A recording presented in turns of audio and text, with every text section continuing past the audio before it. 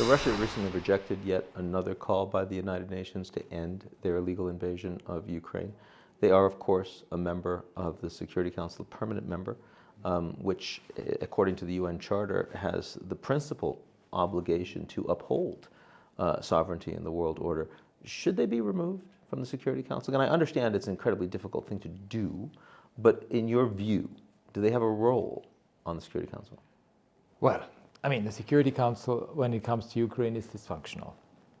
Let's put it that way, and it's very clear. Interestingly, the other big organ, the General Assembly, which consists of all 193 member states, has actually seen a real revival, because as a result, the General Assembly has been able to pass a number of resolutions on Ukraine.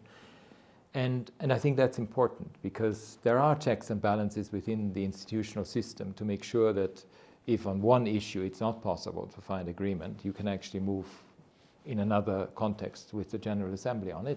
Plus, of course, because you mentioned before, operationally the UN is present, is helping the Ukrainians on the humanitarian front, on the human rights front, on the development front, and that is also the United Nations.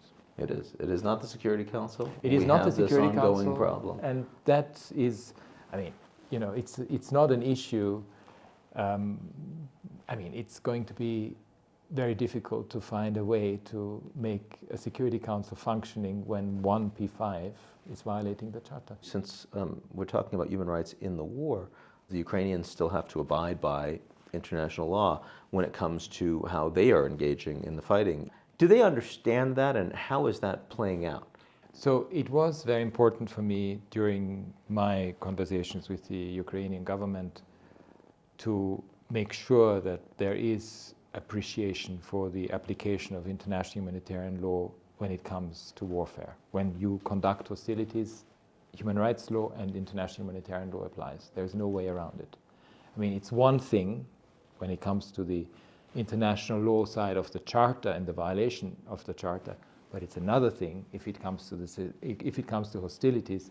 IHL applies to all parties to the war, to the conflict, and that applies also to the Ukrainians. And do you find that the Ukrainians are receptive to that message? When I met with the prosecutor general, for example, he told me that they are investigating war crimes, or irrespective of who committed it.